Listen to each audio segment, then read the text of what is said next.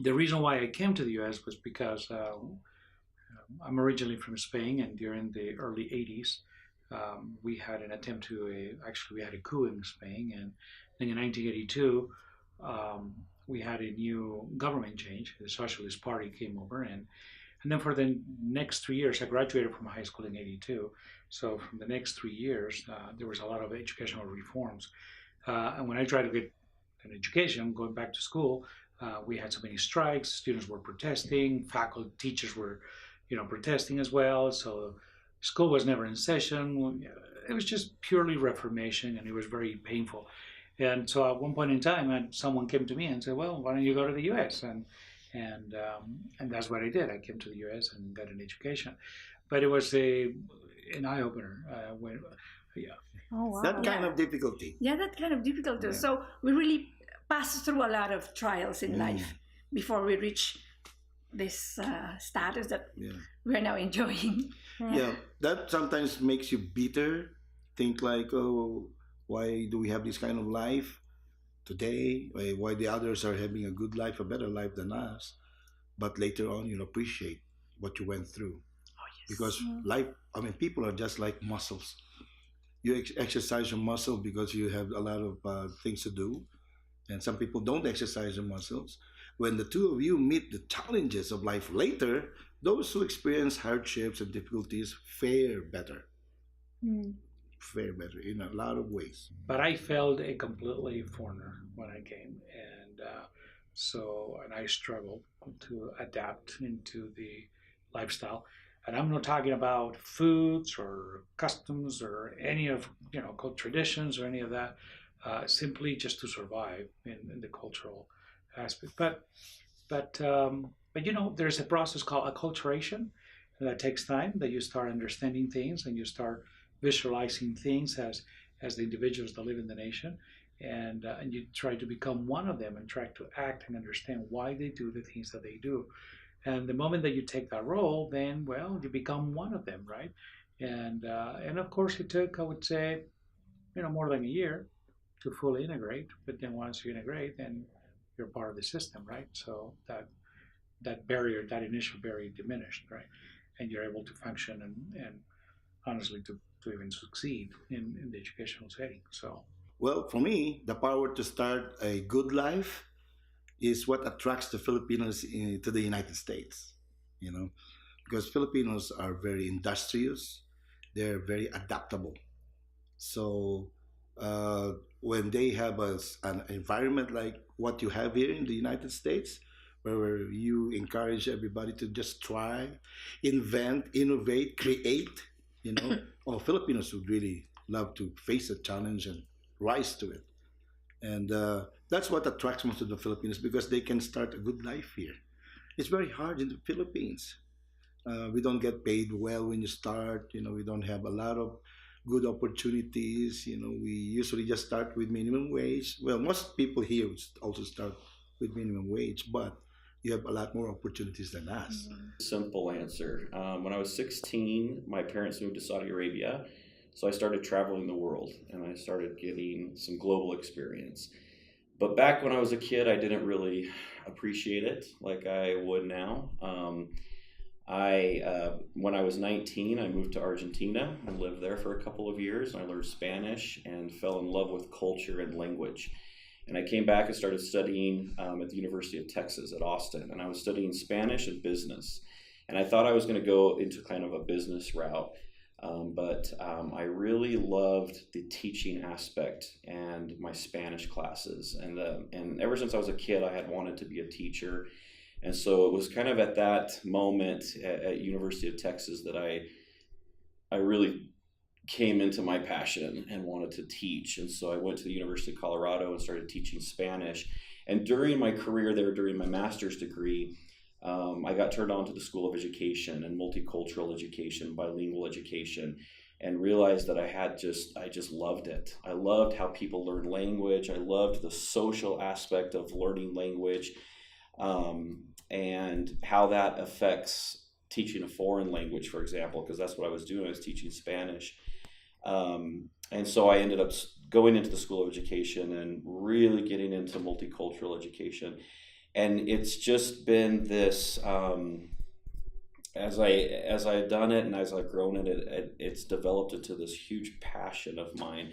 I love talking about culture. I love talking about appreciation of others who are different from us, how we can better ourselves by being around people who are different from us. I love talking about difference as deficit versus difference as advantage or asset based.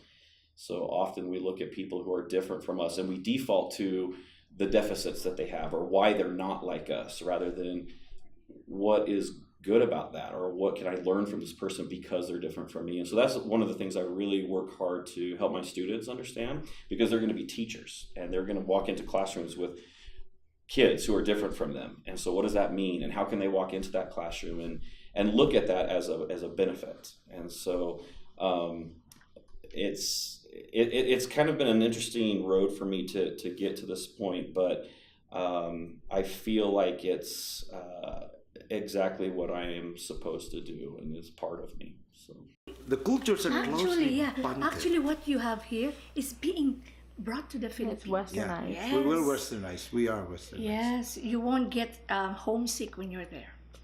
Yeah. And all the food that you have here, we also have it there. So diversity is everything to me. One of the things here at UVU that a lot of people fall into is the idea that there's not much diversity at UVU.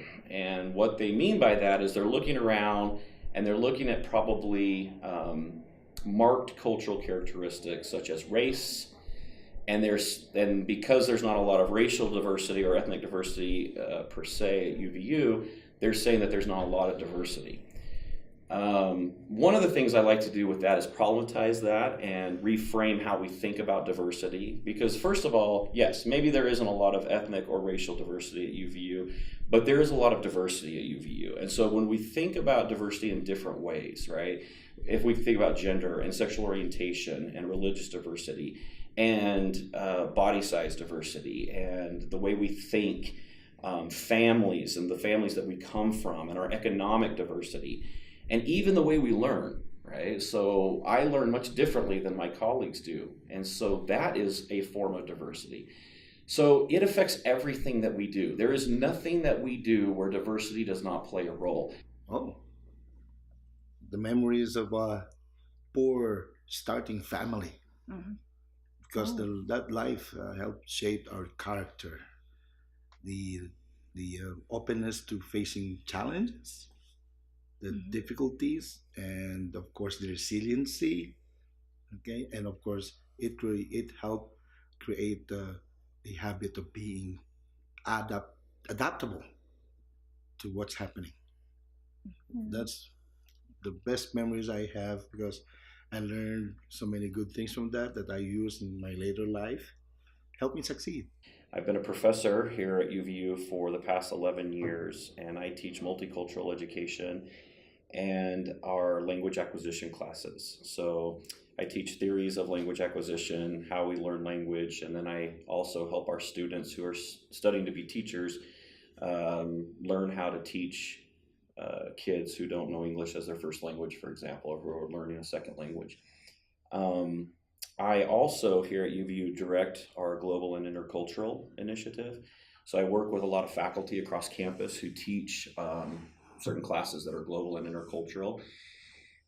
We have a set of workshops and trainings that we do, and one of the other things that's part of that is I oversee a distinction program for students who can graduate with a global intercultural distinction on their transcript. So they do a little bit of extra work in addition to what they're doing at UVU, and they can have a distinction that shows that they're globally and interculturally competent.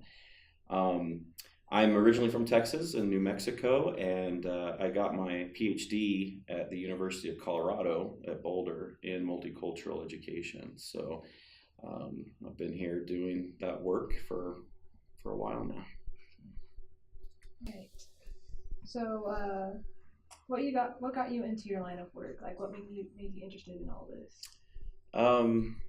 Great question. So it's not a very Yeah, I do enjoy your culture, which encourages people to just get started, to be creative, to invent, to innovate, and just create something out of nothing. That encourages you. That's very attractive to the Filipinos because we're very creative. We can come up with something very easily. You know. On my part, whenever I talk to Americans, they seems to be very optimistic. Not like us, like we seems to just a little problem. We tend to make it serious, but here I think everyone is like have a positive attitude on things. Mm. They have a positive attitude. That's why they succeed. They succeed in life because they see the positive side of everything.